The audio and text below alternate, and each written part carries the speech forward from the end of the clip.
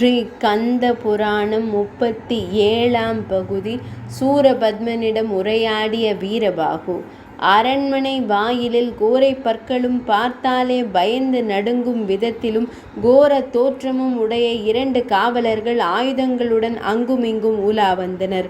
உக்ரன் மயூரன் என்ற அந்த காவலர்களின் கண்ணுக்கு வீரபாகு அங்கே நிற்பது தெரியவில்லை. வீரபாகு இதனை பயன்படுத்தி அரண்மனைக்குள் நுழைந்து சபா மண்டபத்தில் வந்து நின்றார். சூரபத்மன் மிக கம்பீரமாக இரத்தின சிம்மாசனத்தில் வீற்றிருந்தான். நெற்றியிலும் உடலிலும் 3 பட்டையாக திருநீறு, ஒளிவீசும் ஆபரணங்கள் அணிந்து தலையில் கிரீடம் சூடி ஆடம்பரமாகவும் அமர்க்களமாகவும் வீற்றிருந்தான். வீரபாகு சிந்தித்தான், இவ்வளவு அமர்க்களம் செய்யும் இவன் முன்னால் நின்று கொண்டு பேசினால் நமக்கு அவமானம் என்று கருதிய வீரபாகு முருகப்பெருமானை துதித்தார். உடனே சூரன் அமர்ந்திருந்த சிம்மாசனத்தை விட மிக அற்புதமான சிம்மாசனம் அங்கு வந்து இறங்கியது. வீரபாகு மிகுந்த மகிழ்ச்சியுடன் தன் உருவத்தை திடீரென்று வெளிப்படுத்தினார். சிம்மாசனத்தை இழுத்து போட்டார். சூரனின் முன்னால் கால் மேல் கால் போட்டு அமர்ந்தார். இதனை கண்ட சூரபத்மனும் அவையில் இருந்த மற்ற அசுரர்களும் அதிர்ச்சி அடைந்தனர். சூரன் அதட்டினான், யார் நீ? என்னிடத்திற்குள்ளேயே வந்து என் முன்னாலேயே கால் மேல் கால் போட்டு மரியாதையின்றி அமர்ந்திருக்கும் உன்னை யமலோகம் அனுப்பியிருப்பேன்.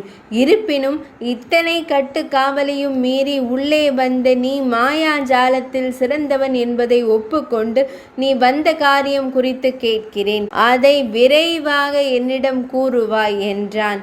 வீரபாகு தன்னை குறித்தும் தான் வந்த விஷயம் குறித்தும் தெளிவாக கூறினார்.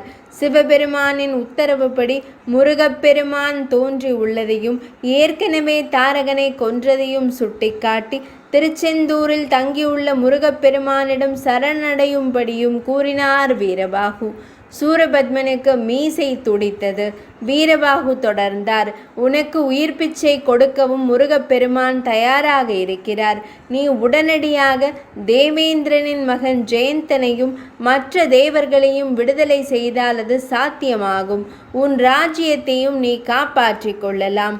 மறுத்தால் உன் தலை போய்விடும். முருகப்பெருமானின் சார்பில் எச்சரிக்கிறேன் என்றார் வீரபாகு. சூரபத்மன் கோபம் கொப்பளிக்க இருக்கையிலிருந்து எழுந்தான்.